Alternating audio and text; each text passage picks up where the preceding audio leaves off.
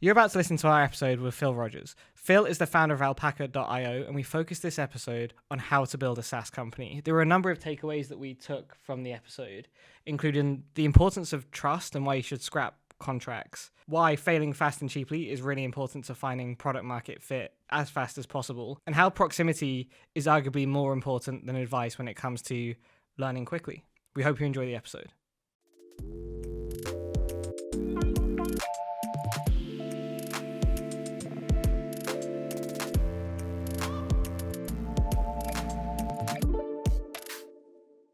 If you do something, a similar scenario next week, your reaction should be the same if it's going to be the fair reaction.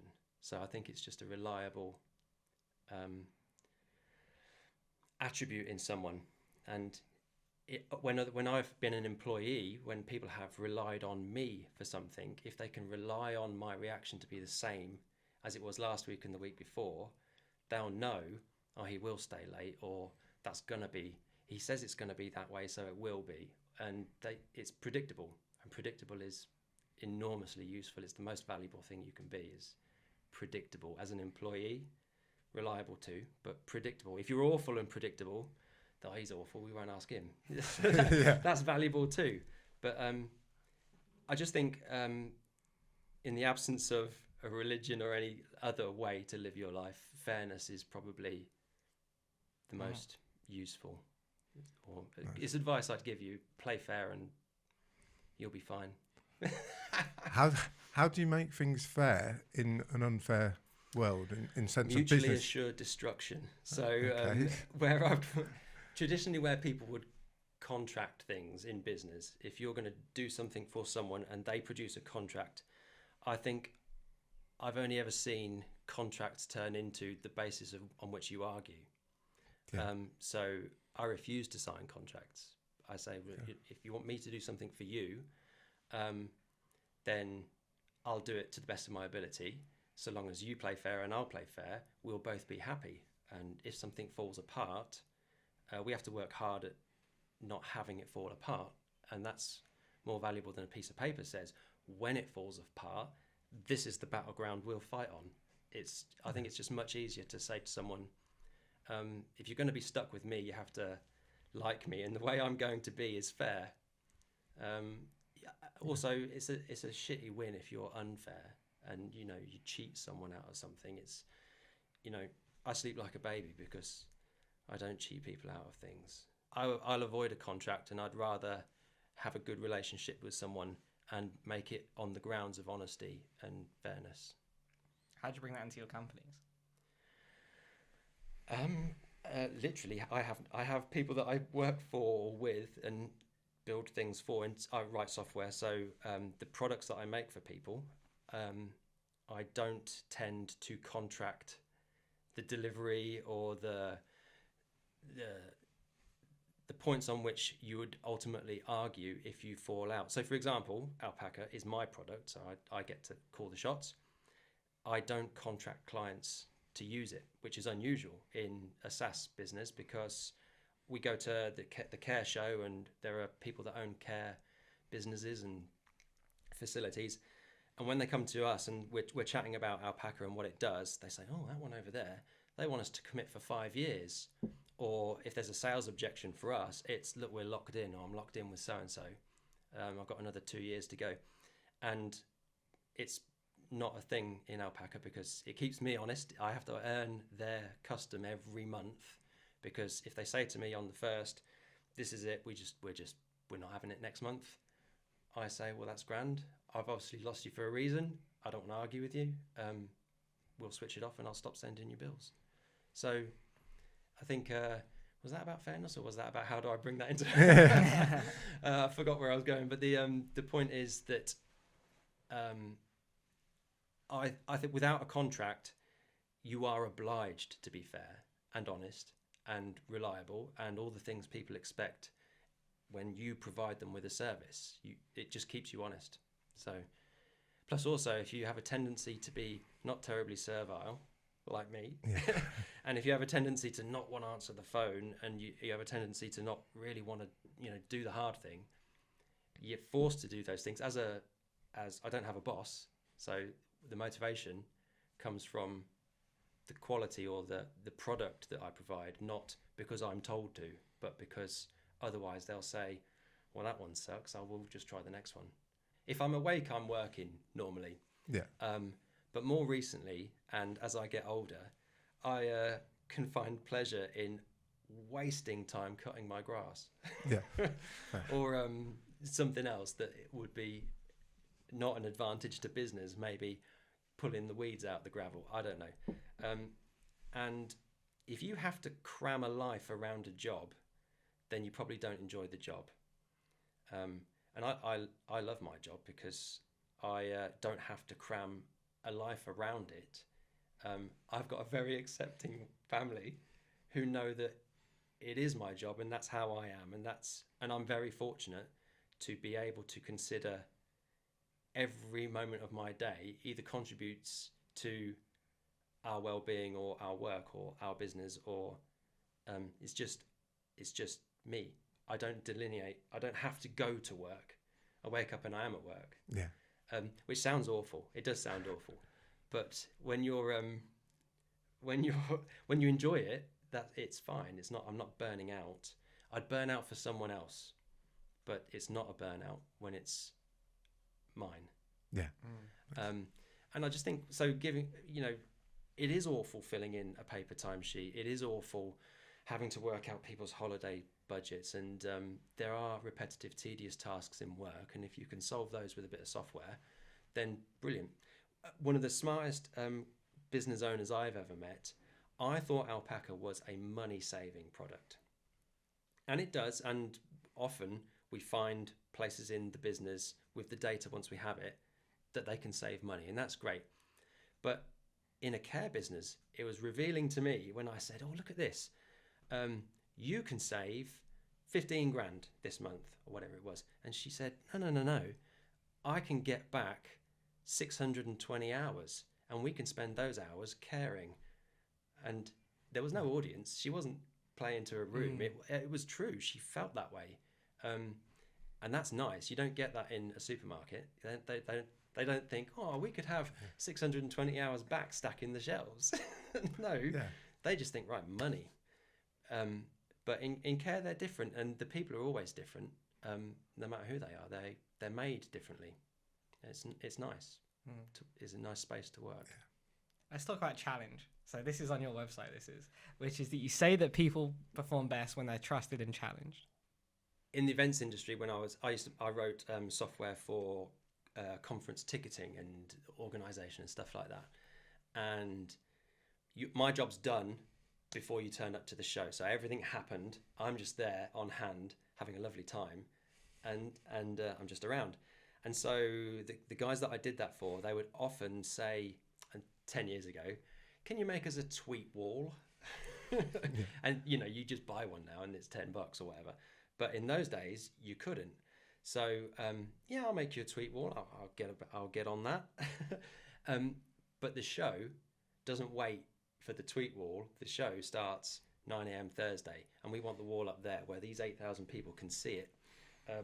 And the day before, somebody says, can we have them voting? How are they going to vote? Yeah, Twitter. You can scrape Twitter and gather their votes based on 8 different hashtags, and we want to project the results up on the wall. And you tell me today.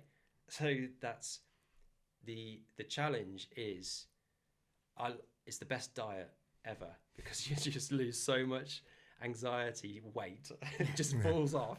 But it's also good for your skills, because there's no better education than you can't miss a deadline. The consequences are enormous. They pay a lot of money for this, so you can't let them down, and you can't. It'll be embarrassing. You will never get invited back. Stuff like that. So flying by the seat of your pants and having no room at all to go wrong is a massive education. It's the best thing. It's better than going to university to find out how to use a computer. You find out really fast when you have few choices and a hard stop. So less so nowadays, but to date, the challenges are the things that you remember. So the best days I've had working for other people is when the challenge really is clear. And you can carry that forever. It's not like, oh, I got paid and forget about it. I always remember that the harder parts are the parts you remember. Yeah. And if you've got a healthy attachment to work and a healthy mindset, the challenges should be the best bits. So there you go. Do you think the challenge only works for some people? Oh yeah, I mean, even senior staff who've been in position for a long time in large corporate companies, I think they couldn't smell a challenge if it hit them in the face, and also they'd shy away from it. They would say, "Oh, great, get an agency or get someone else," or "Yeah, not me," or "No, let's cross that off," and they would just shy away from it because it's not for a challenge isn't for the faint-hearted, especially when you're going to expose something about yourself. Should you then fail? And I've met plenty of people that are hiding in position rather than active in their jobs. And, they don't like to raise their heads above the water too much. So, yeah, challenges are great. That's why I don't know what interviews are like. I've only ever had a couple for a job. But nowadays, I'd fail a job interview to be a software developer because they'd ask me questions for which I don't know the answers. But if you don't want me to use the right terms and you want it in 5 minutes, I'll do it. Yeah. But don't ask me how, because I don't know the words. I don't know the right way to articulate this to you, except that I can do it. That moved off point a little bit, but the point is that a challenge is a useful way to find the right people. Yeah. If people rise to a challenge, they're the good ones.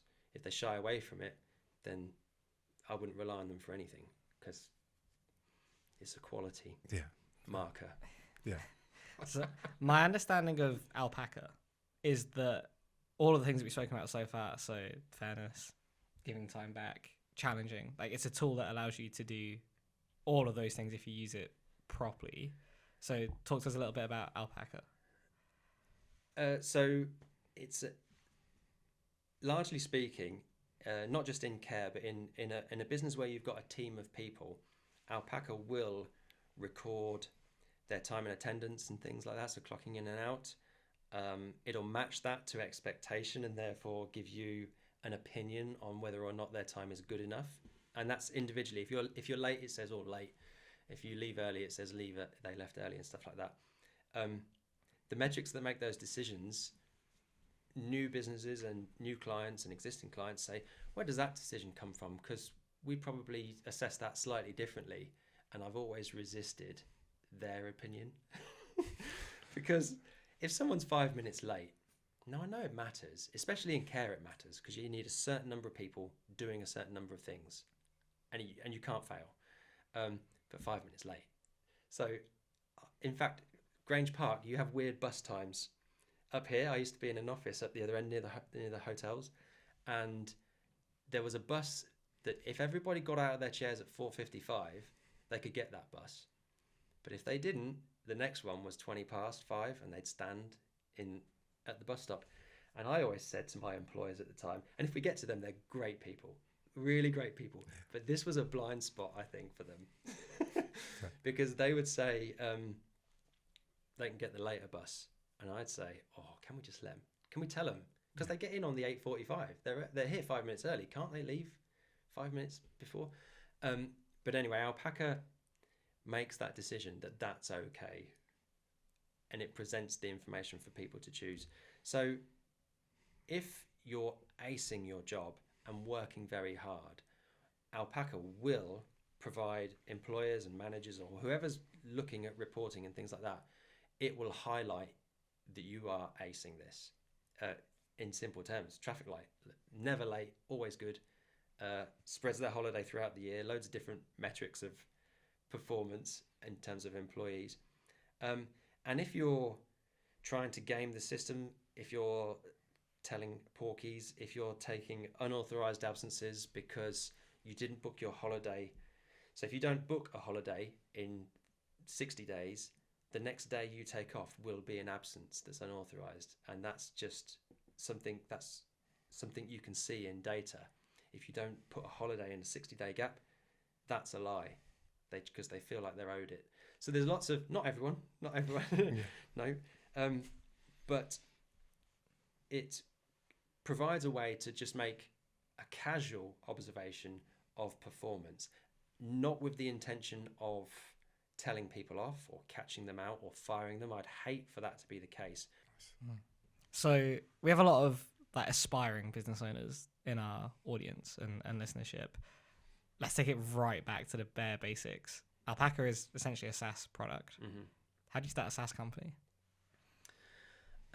Look for a reason to do it. So I wouldn't. So advice is really hard for me, because I wouldn't advise anybody to. I don't like advice, and I wouldn't presume to give advice. I wouldn't presume to give advice, because there's so many things that are different, right? So my scenario would be different to anyone's scenario, right?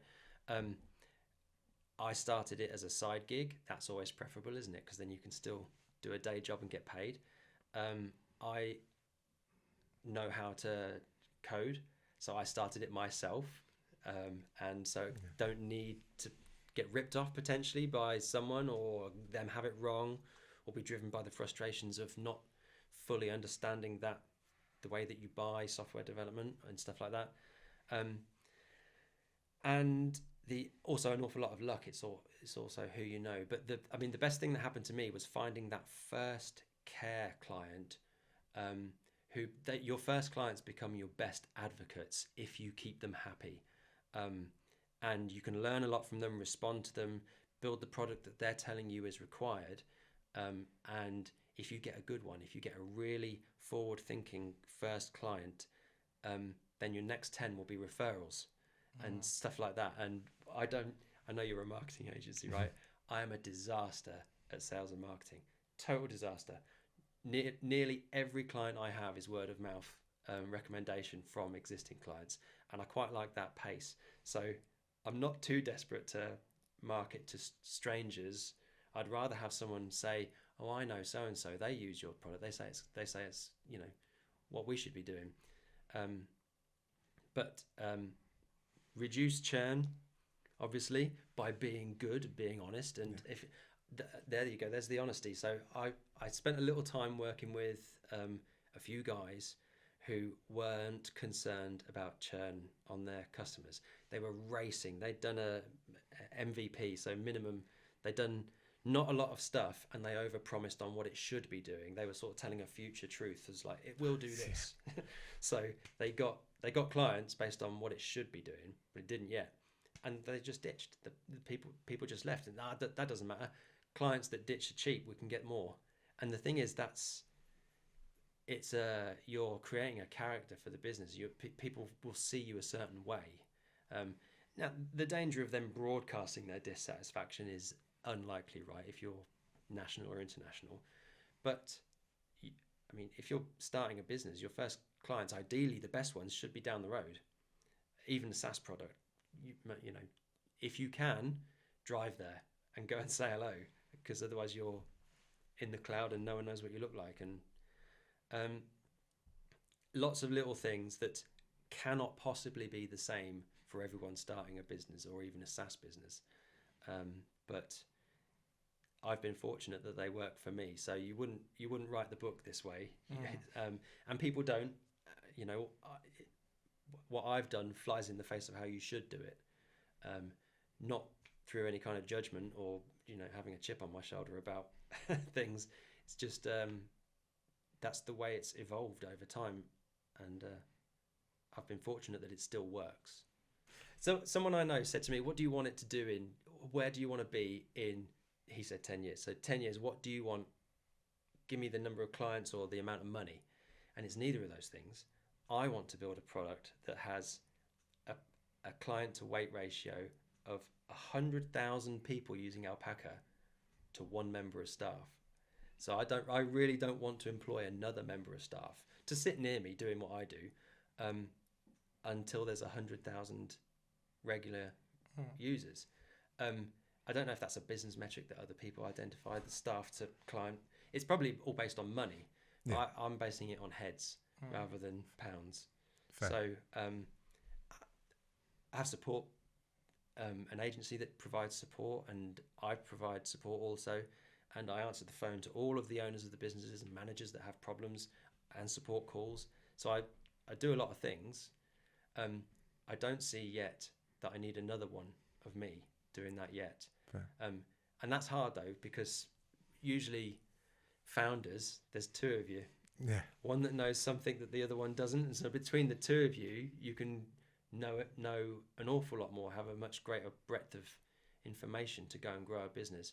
But I'm kind of hamstrung as a oneer. Yeah.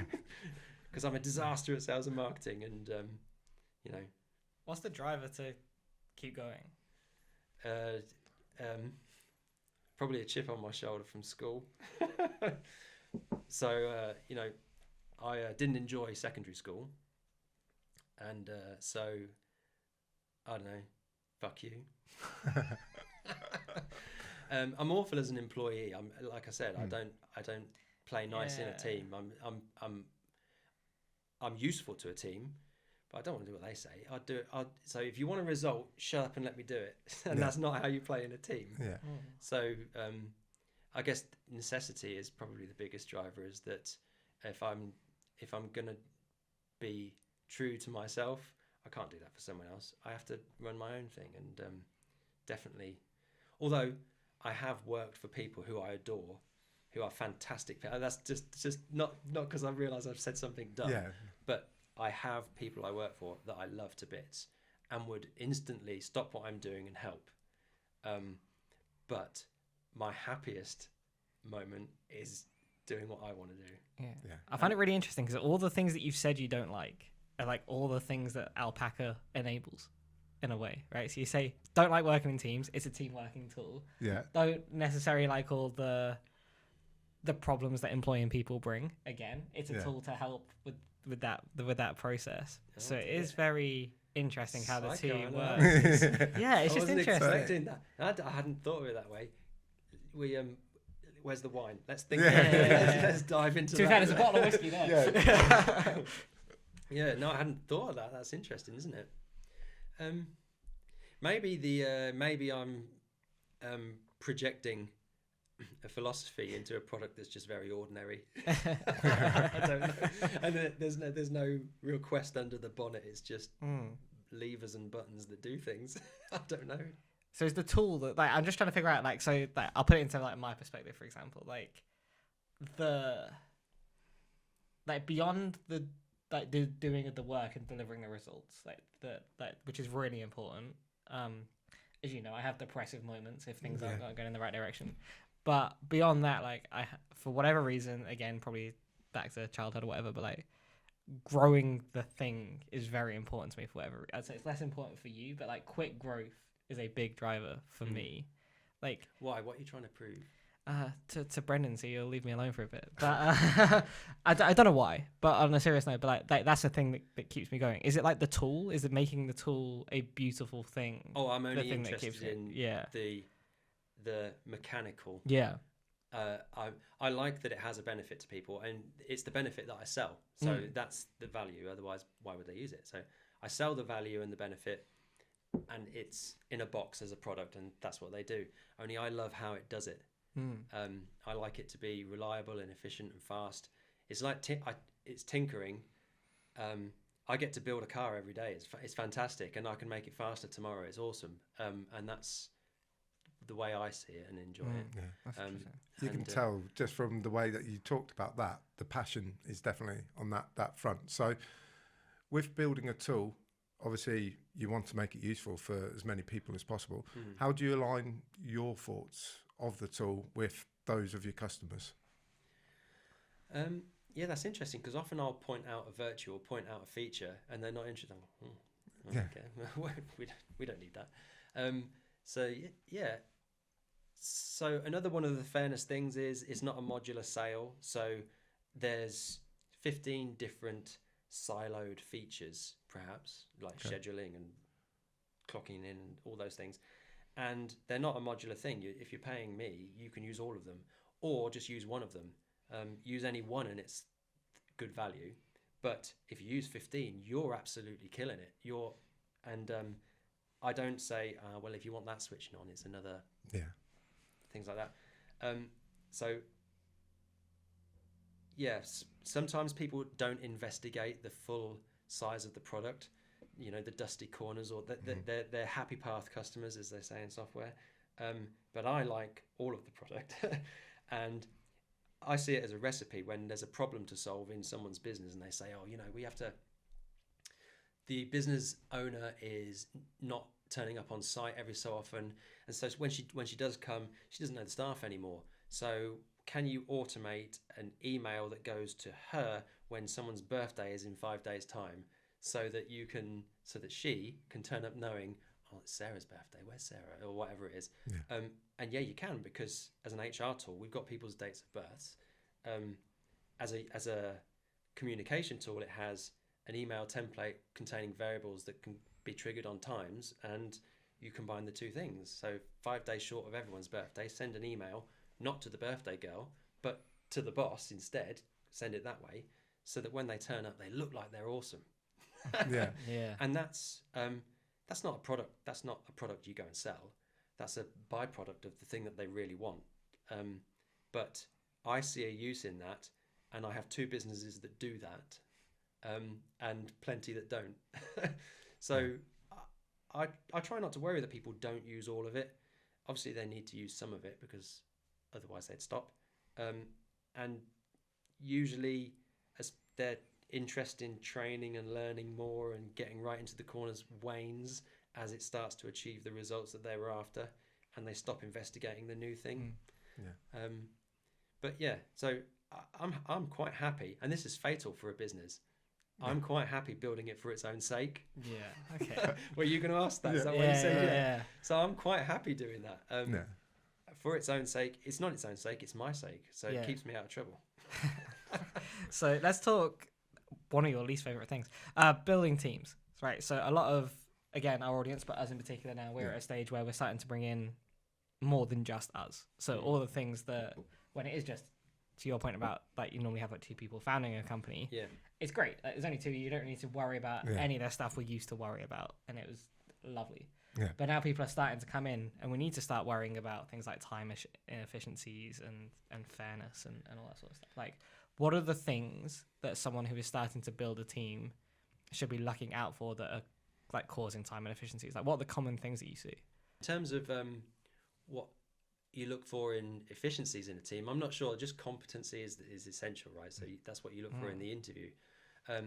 Whenever I've interviewed employees, because I've done it for other places where I was in position to employ, I always turn the CV straight over and go to the hobbies.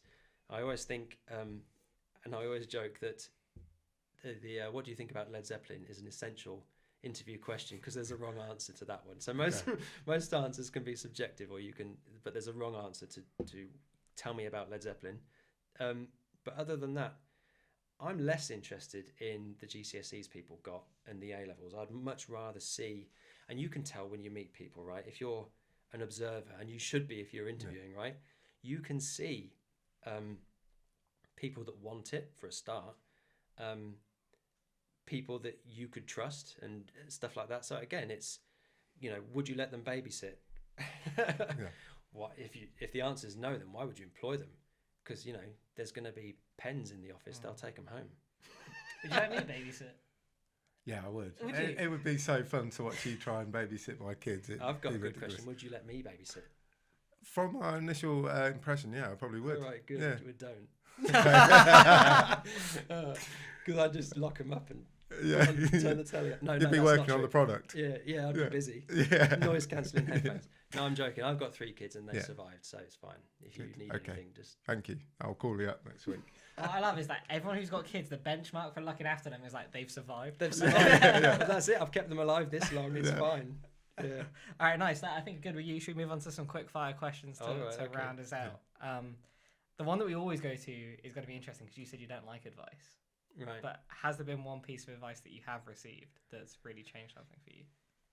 Oh, I don't know. I do know some very learned, smart people. I'm always impressed by. I mean, I've got plenty of people I'm impressed by. Okay. So the way that they conduct themselves in itself is a piece of advice that they don't have to say out loud as you watch people. And I've known plenty of impressive people who you can model yourself on through admiration, and they don't have to tell you their secret. You just see it. So, yeah. Mostly people who have been in charge of things, when they're good at it, I like seeing that. I like seeing people good at stuff. Like I said, you've obviously sensed my contempt for people that aren't good at stuff. But when you see people who are really acing it, I enjoy that. And whether it's a job or a talent or a musical instrument or something, I just enjoy competency. I enjoy seeing the skill because I know what it takes. It takes, the 10,000 hours thing. You're a junior. You have to do. You're more than that. It takes super concentration and effort to be noticeably good at something. And I enjoy those people. So I'll take their company as advice. And I'm grateful for it. Moving on then, what's been the most successful kind of investment you've put into your business or yourself? Always be learning. So I regularly buy the book or the Udemy course on the new thing, because in software, if you stand still, what you know about it gets old really fast, and you can't trade on old ideas in software. So always be learning the next thing if software's your thing, but also, always be learning anyway, right? But if you're selling widgets, I don't know what you should do, except always sort of be critical of yourself and analytical of yourself. And the way that manifests for me is, I see a lot of talk about this new technology and I know nothing about it. I should find out in order to just be useful.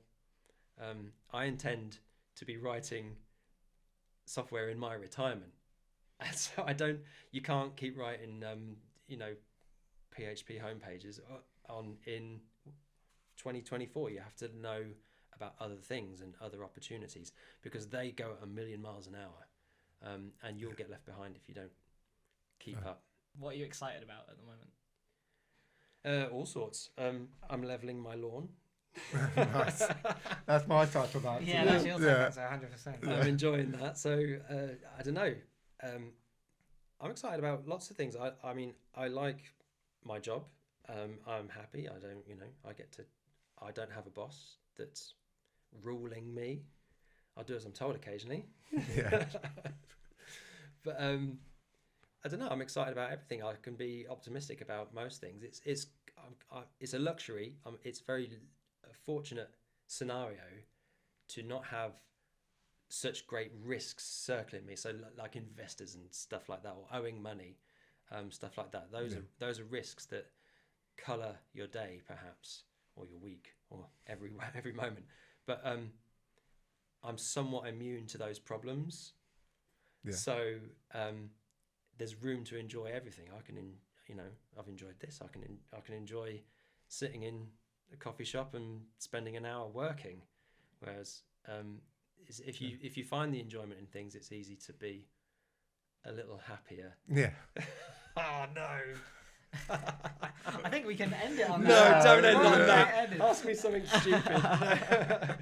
I'm trying to think of something silly to finalise on then.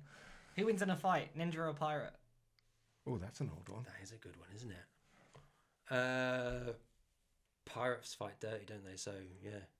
Also, they've taken on board some injuries, so they're not. I imagine a pirate's missing an arm and an eye. Yeah. So they don't have rules. Ninjas have form. Pirates would be dirty. Is that right? Is that okay? No, we'll finish on that. That's it. All right, we're done. That's the fun. All right, great. Thank you.